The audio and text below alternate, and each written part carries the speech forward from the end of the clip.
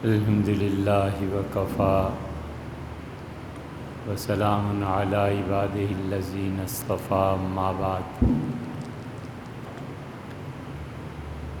اللہ تعالی نے انسان کے نفس میں ایک بہت اچھی عادت رکھی ہے، اور جو بھی چیزیں پروردگار عالم نے رکھی ہیں جنہیں ہم فطرت کہتے ہیں، وہ سب کی سب اچھائی پر مشتمل ہیں۔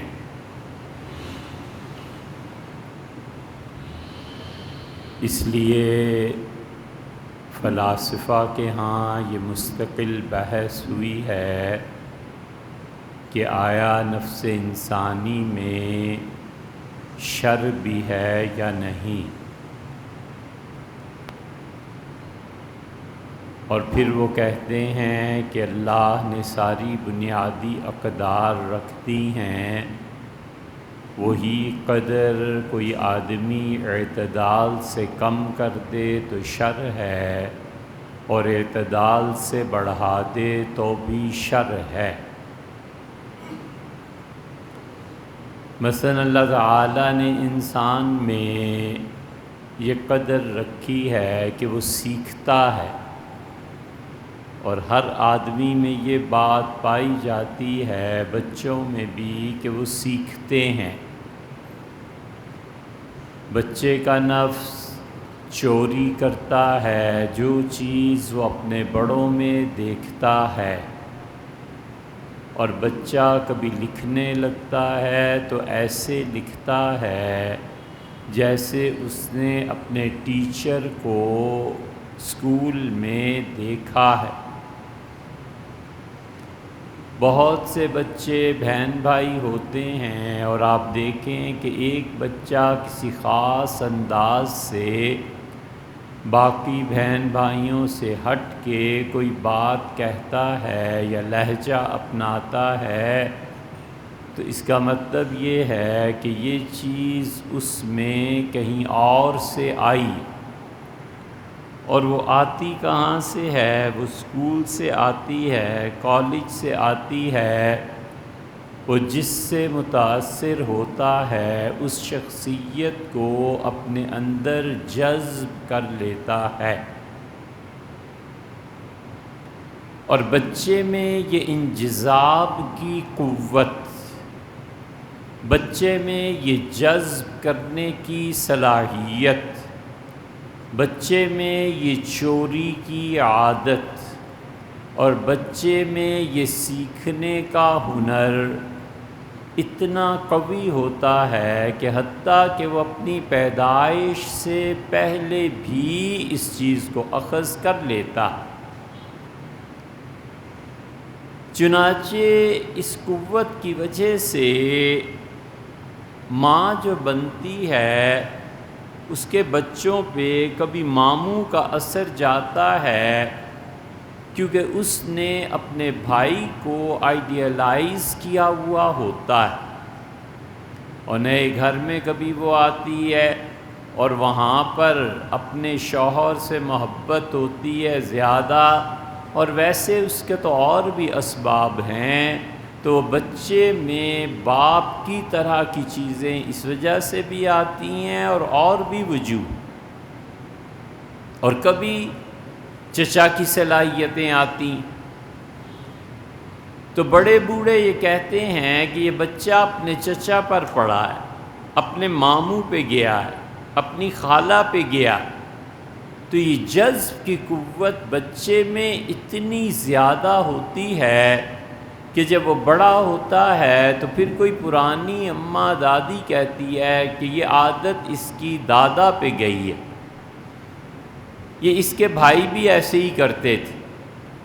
یہ سب اس جذب کا اثر ہے، اور انسان انسانوں سے متاثر ہوتا ہے، سیکھتا ہے، اور جس سے متاثر ہوتا ہے اس کے علوم، اس کی عادات، اس کی صفات اس میں آہستہ آہستہ منتقل ہونا شروع ہو جاتی ہیں، یہاں تک کہ دنیا میں ایسے واقعات ملیں گے کہ کسی کو اپنے شیخ سے اتنی شدید محبت تھی کہ اس نے ان کے انتقال کے بعد مختلف چیزیں رکھ لی،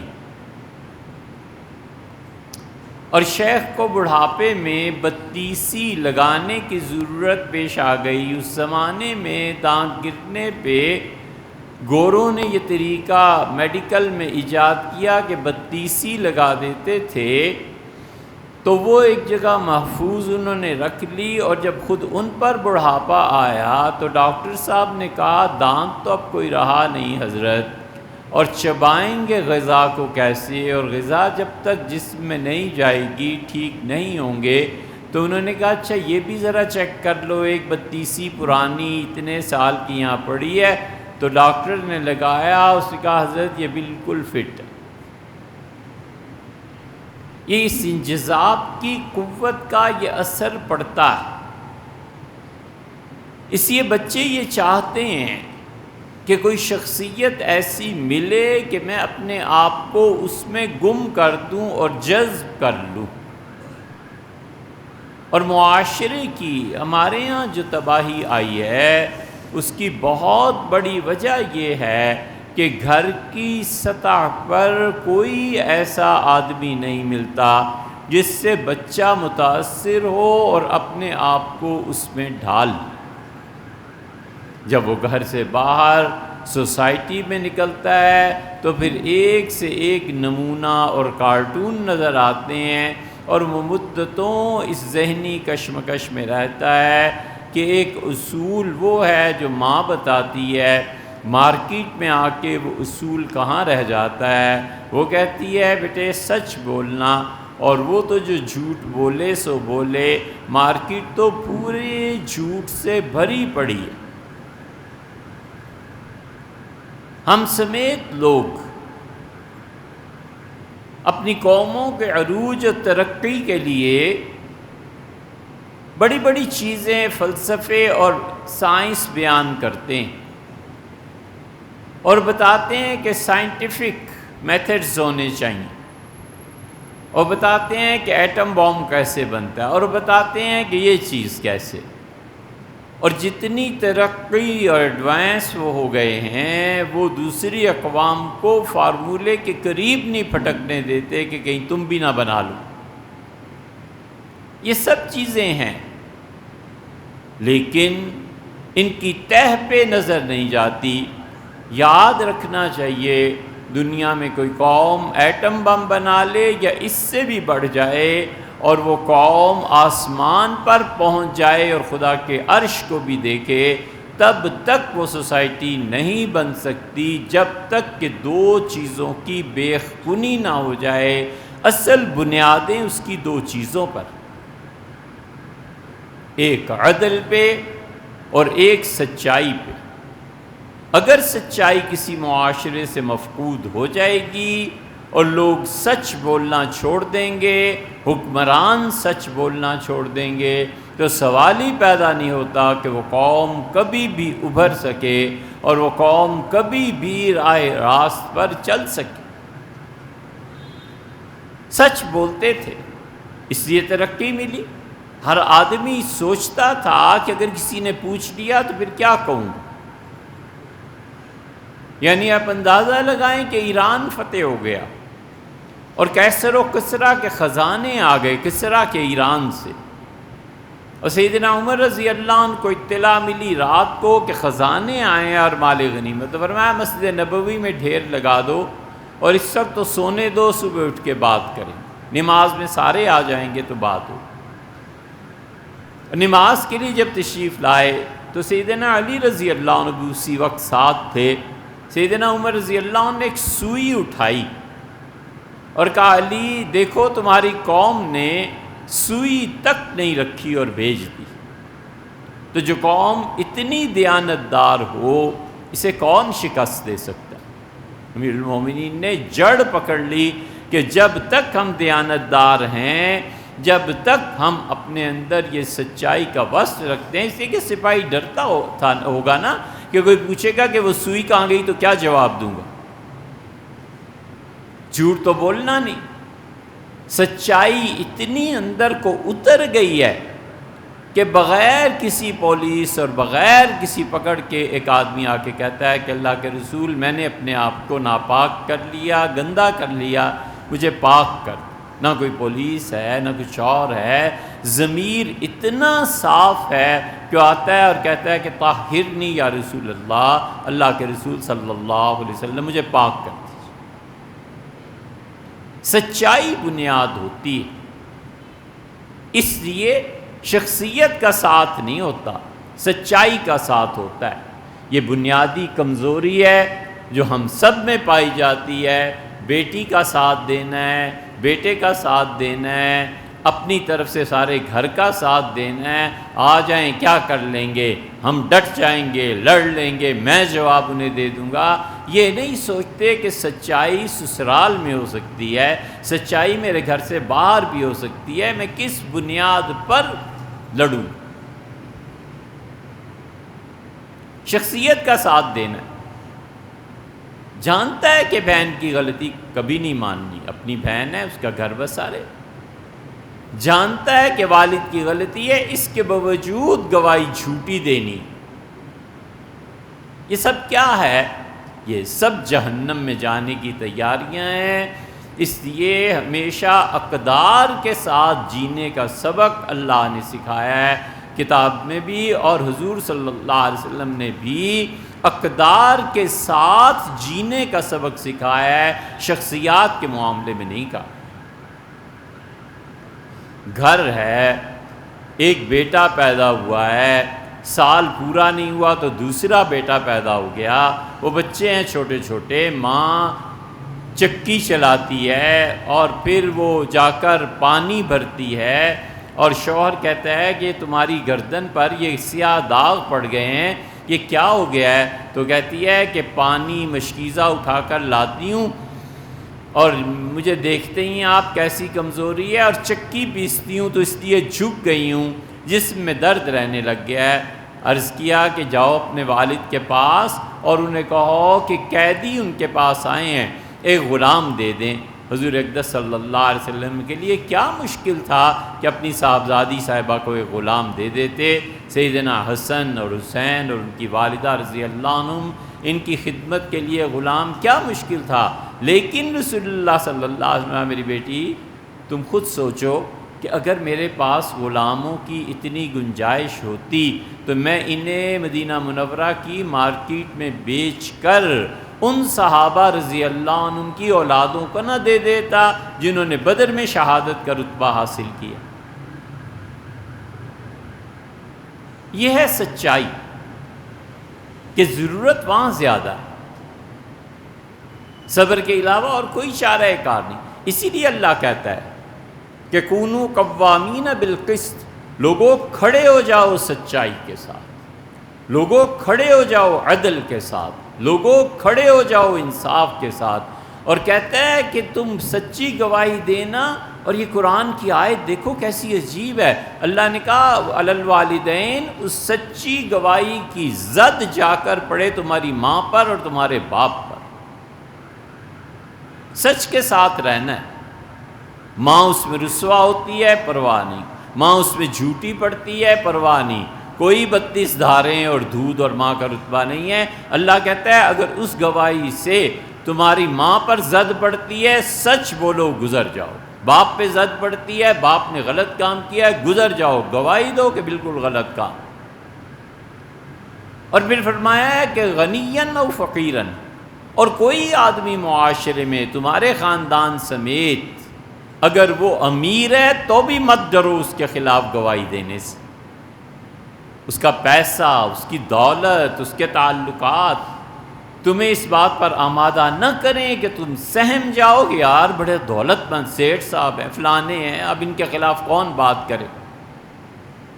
او فقیرن، اور فقیر ہے تو ترس کھا کے جھوٹی گواہی نہ دینا۔ اللہ نے کہا فقیر کے خلاف بولنا پڑے سچ بولو، مالدار کے خلاف بولنا پڑے سچ بولو، ماں کے خلاف بولنا پڑے سچ پہ قائم رہو، باپ کے خلاف بولنا پڑے سچ پر قائم رہو۔ اور اللہ نے کہا فاللہ اولیٰ بہما، لوگو اللہ زیادہ قابل لحاظ ہے بنسبت ان چاروں کے، ماں باپ دولت مند اور امیر، ان چاروں کے نسبت سے، ان دونوں گروہوں کی نسبت سے، ماں باپ اور غنی اور فقیر ان دونوں گروہوں کی نسبت سے اللہ زیادہ حق رکھتا ہے کہ تم اس سے حیا کرو۔ بے حیائی کس کو کہتے ہیں؟ بے حیائی کہتے ہیں کہ دو چیزوں میں شرم نہ رہے۔ بے حیائی کی تعریف یہ ہے، جس کو اللہ کی شرم نہ رہے وہ بھی بے حیا، اور جس کو خلق خدا کی شرم نہ رہے وہ بھی بے حیا۔ خلق خدا میں یا تو وہ آدمی جس کو اللہ کی مخلوق کی کوئی پرواہ نہ رہے، وہ کہے نہ نفع کر سکتے ہیں نہ نقصان، میرا ان سے کیا لینا اور کیا دینا، میری اپنی زندگی ہے، میرا پروردگار میرے ساتھ۔ ایسے عارف باللہ اور ایسے اللہ کی معرفت حاصل کرنے والے لوگ بہت کم ہوتے ہیں۔ پوری دنیا مر جائے ان کو کوئی فرق نہیں پڑتا، اور پوری دنیا امریکہ کی صدر بن جائے کوئی فرق نہیں پڑتا، وہ اپنے حال میں اپنے پروردگار پر بھروسہ کیے ہوئے اور اپنا نفع اور نقصان اللہ ہی سے وابستہ کیے ہوئے کوئی فرق نہیں پڑتا۔ اسی لیے ابن تیمیہ رحمۃ اللہ علیہ کو تاتاریوں نے جب دمشق اور بغداد فتح کیا تو دمشق میں بلایا، اور انہوں نے دیکھا اور حیران ہوئے کہ شیخ کا اتنا بڑا حلقہ ہے تو کہیں میرے خلاف بغاوت نہ ہو جائے۔ اس سے بلا کر دربار میں پوچھا کہ آپ کے کیا ارادے ہیں؟ انہوں نے کہا تم سمجھتے ہو کہ میں تمہاری سلطنت کے خلاف اٹھ کھڑا ہوں گا؟ واللہ ملکو، خدا کی قسم ہے مجھے تمہاری سلطنت اور اس پورے تاتاریوں نے جتنا عالم اسلام فتح کیا ہے، یہ پوری دنیا کی وہ سلطنت لا یساوی فی السن، میری نگاہ میں ٹکے کے برابر ہے۔ اردو ہوتی لکھنؤ کی تو کہتے میرے جوتے کی نوک پہ۔ تم کیا سمجھتے ہو میں تمہاری مملکت کے لیے سوچوں گا؟ ان جنتی فی صدری، میری جنت میرے سینے میں ہے، میں جہاں چاہتا ہوں بچھا لیتا ہوں اپنی جنت کو اور بیٹھ جاتا ہوں۔ میں نے کہا ایک ٹکے کی نہیں تمہاری سلطنت۔ اسی لیے ہم لوگ سچائی کا ساتھ نہیں دیتے، اور نتیجہ یہ کہ نسل در نسل وہ جھوٹ چلتا ہے۔ کیوں ہم سچائی کے ساتھ کھڑے نہیں ہوتے؟ ایک غریب آدمی وہی کام کرے تو جرم ہے، اور حکمران وقت کرے تو کچھ نہیں بولتے۔ ایک آدمی غریب جاہل ان پڑھ جا کر سجدہ کرے قبر پہ تو اس کے پیچھے پڑ جاؤ، شرک ہے، اس کو سمجھاؤ، اس کو تبلیغ کرو، اس کو دین سکھاؤ، اس کو توحید سکھاؤ، اور حکمران وقت وہی کام کرے تو کوئی نہیں بولتا۔ وہ شرک کی حرکتوں میں سے نہیں ہے۔ ہم نے کیا سوچا ہوا ہے اللہ کو ہم کیا جواب دیں گے؟ کم سے کم زبان سے تو کہے نا کہ یار یہ چیز غلط ہے، چاہے میں بھی کروں تو بھی غلط ہے، میرے گھر میں ہوتی ہے تو بھی غلط ہے۔ اور دوسری چیز، وہ سوسائٹی کبھی ترقی نہیں کرتی جہاں پہ ظلم۔ یورپ نے اور اس سارے معاشرے نے جن بنیادوں پر ترقی کی ہے وہ سچائی پہ مبنی چیزیں ہیں اور عدم ظلم پہ ہیں، کہ باہر دنیا میں جو کچھ مرضی ظلم کرو اور مچاؤ، لیکن تمہاری عدالتیں، تمہارے اپنے افراد عمومی طور پر ظلم نہیں ہونے دیں۔ یہ نہیں ہے کہ 100% عدل قائم ہے، کہاں ہے، لیکن عمومی طور پر عدل کی بالادستی ہے، انصاف کی بالادستی۔ انصاف کے لیے، عدل کے لیے اللہ کہتا ہے گواہی، کھڑے ہو جاؤ اور گواہی دو۔ سیدنا عمر رضی اللہ عنہ بھی جو اعتراضات کیے گئے تاریخ میں، ان کے زمانے میں لوگ منہ پہ کھڑے ہو جاتے تھے ان کے سامنے منہ پہ اور کہتے تھے امیر المومنین یہ چیز آپ کی ٹھیک نہیں ہے، یہ ٹھیک نہیں ہے۔ سیدنا عمر رضی اللہ عنہ پر ایک آدمی نے بڑی زبردست تنقید کی اور بڑے غور سے سنتے رہے، اور پہلا جملہ کہا کہ کثر اللہ امثالکم، کاش میری رعایا میں بہت سے لوگ تم جیسے ہو جائیں جو اتنی اچھی گفتگو کریں، اتنا صاف سچ بولیں، اور ہم ٹیڑھے ہوں تو ہمیں سیدھا کر کے رکھیں۔ اور پھر فرمایا اما الاول، پہلی بات جو تم نے کہی تھی نا وہ یہ ہے، دوسری بات، تیسری بات، پھر گنواتے چلے گئے کہ یہ ہے۔ یہ ساری چیزیں عدل اور انصاف پر مبنی تھی، اور اسی لیے رسول اللہ صلی اللہ علیہ وسلم نے جب خیبر فتح کیا تو عبداللہ ابن رواحہ کو بھیجا۔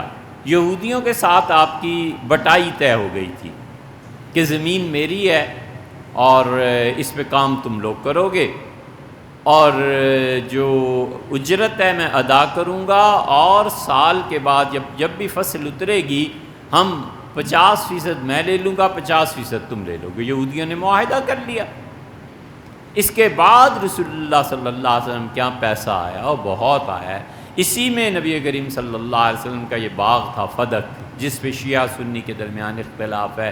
اسی زمین میں جب پیسہ آیا تھا تو تمام بیویاں جمع ہو گئیں، اور حضور اقدس صلی اللہ علیہ وسلم سے عرض کیا کہ اللہ کے رسول ہمارا خرچہ بڑھائیں۔ اس پہ پھر رسول اللہ صلی اللہ علیہ وسلم ایک بات پہ ناراض بھی ہو گئے، اور رسول اللہ صلی اللہ علیہ وسلم نے جو گھر ام المومنین سے عائشہ رضی اللہ عنہا کا تھا، وہ اس جہاں اب قبر مبارک ہے وہ اس طرح کا تھا کہ اس میں ایک سیڑھی لگی ہوئی تھی جو اوپر ایک چبوترے میں چلی جاتی تھی، اور اس کیبن کے باہر دوسرا دروازہ تھا جو مسجد نبوی میں کھلتا تھا۔ تو حضور اقدس صلی اللہ علیہ وسلم نے فرمایا اللہ کی قسم ہے جو میں آئندہ تمہارے پاس 1 مہینے تک آؤں۔ تو 1 مہینہ رسول اللہ صلی اللہ علیہ وسلم سے ازواج مطہرات سے ناراض ہو کے اپنے بالا خانے پہ تشریف لے گئے تھے، اور اس کا ایک دروازہ جو ادھر کھلتا تھا وہ کھول دیا تھا۔ اسی پہ حضرت عمر رضی اللہ عنہ کو اطلاع ملی کہ انہوں نے طلاق دے دی اپنی ساری بیویوں۔ مدینہ منورہ میں کوہرام مچ گیا کہ حضور صلی اللہ علیہ وسلم، خیر لمبا قصہ ہے۔ حضرت عمر رضی اللہ عنہ نے کو اطلاع ملی تو رات کے وقت بھاگے، اور انہوں نے کہا ہائے میری بیٹی حفصہ، ان کا میں نے تمہیں پہلے کہہ دیا تھا کہ تم رسول اللہ صلی اللہ علیہ وسلم کے گھر بسو گی، نہیں تو پھر تلوار ہے، اور یا رسول اللہ صلی اللہ علیہ وسلم کا گھر ہے، تیسرا راستہ کوئی۔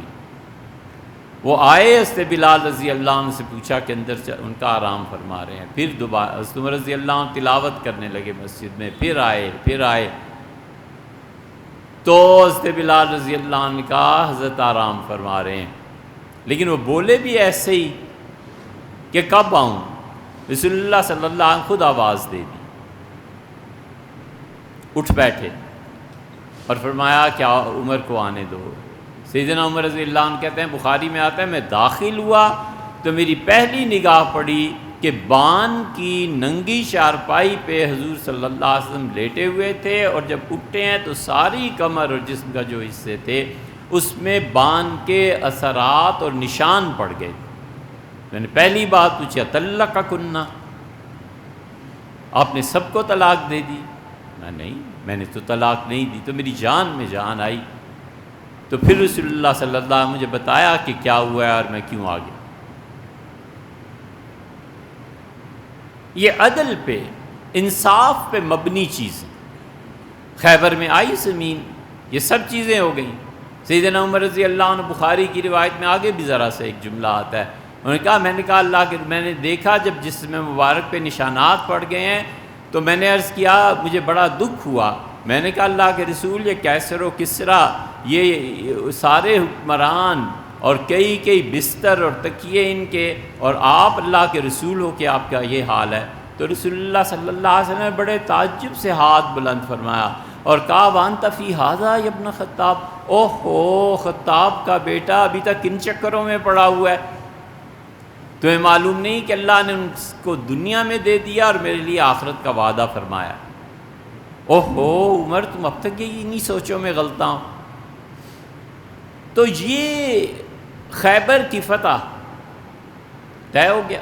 عبداللہ ابن رواحہ جاتے تھے، کھجوریں ساری ڈھیر لگے ہوئے ہوتے تھے، 2 ڈھیر کر دیتے، اور انصاف کا کمال یہ ہے کہ پھر پیچھے بیٹھے ہوئے جو یہودی ہوتے تھے ان کے پاس آتے تھے، کہتے تھے 1 ڈھیر تمہارا ہے اور 1 حضور صلی اللہ علیہ وسلم کا ہے، جو چاہو اٹھا لو اور جو چاہو مدینہ منورہ کے لیے مجھے دے دو۔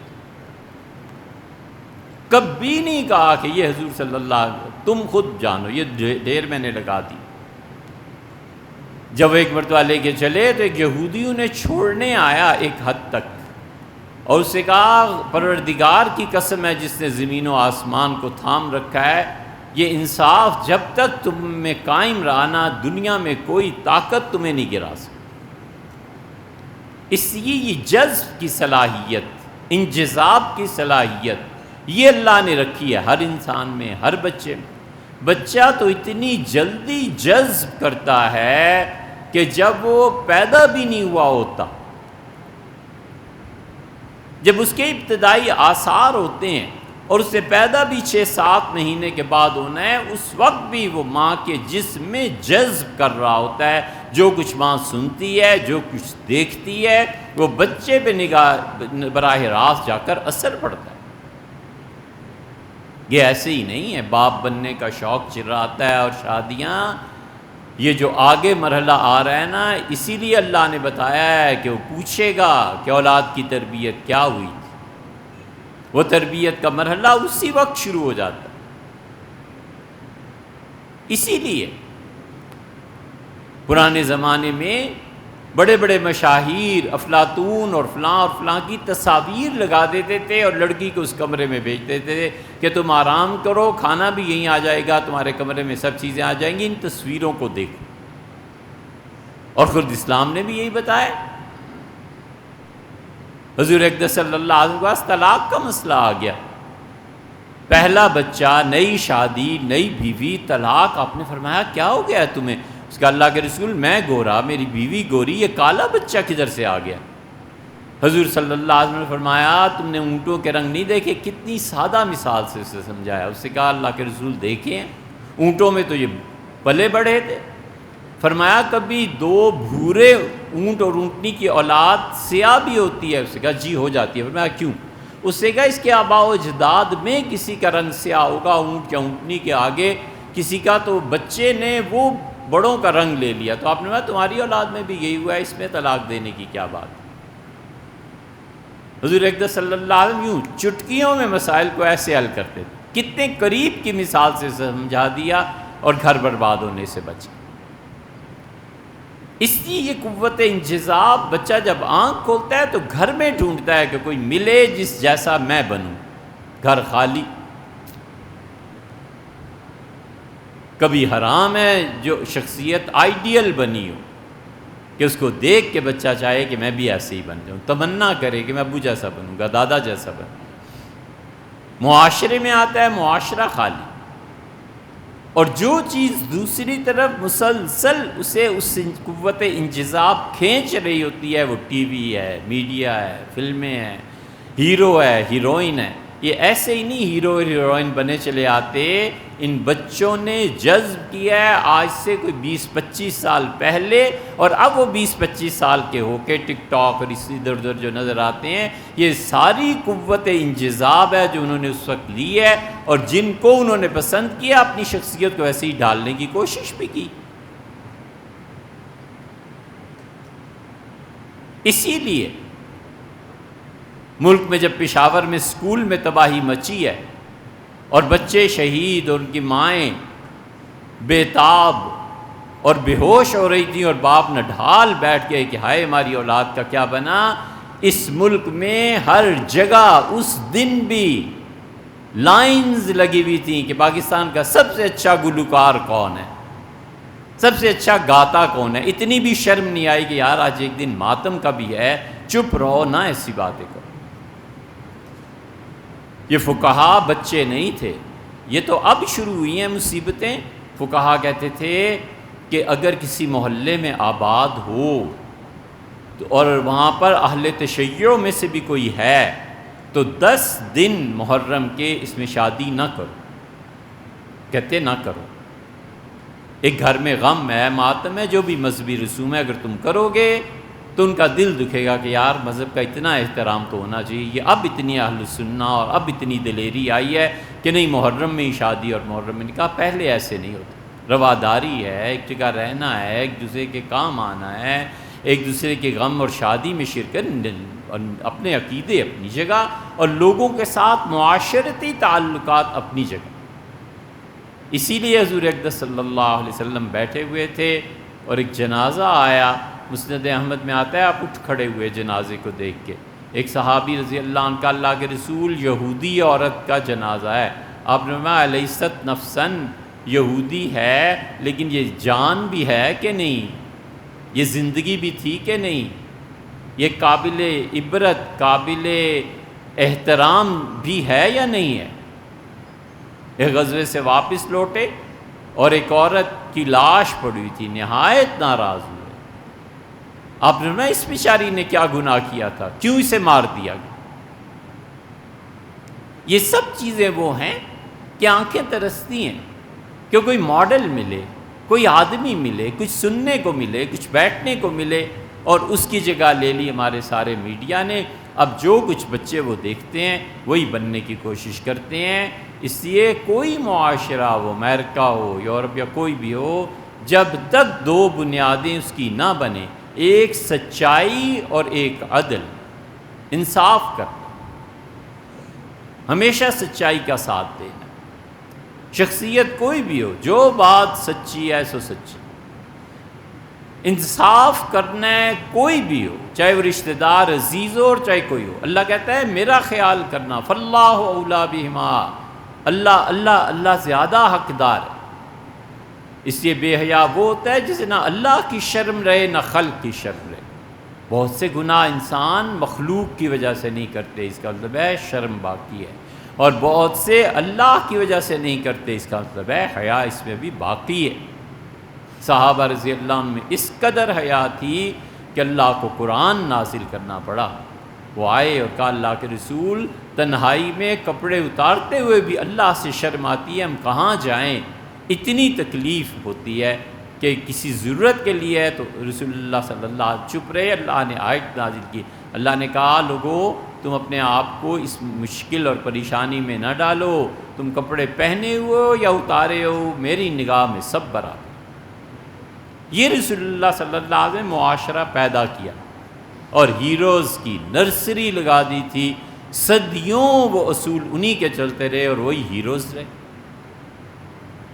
اس لیے ہم سب کو سوچنا چاہیے کہ ہم انصاف کا، سچائی کا کتنا انصاف کے لیے کتنا قیام کرتے ہیں۔ آئندہ سے انشاءاللہ سورہ ناس شروع کریں گے۔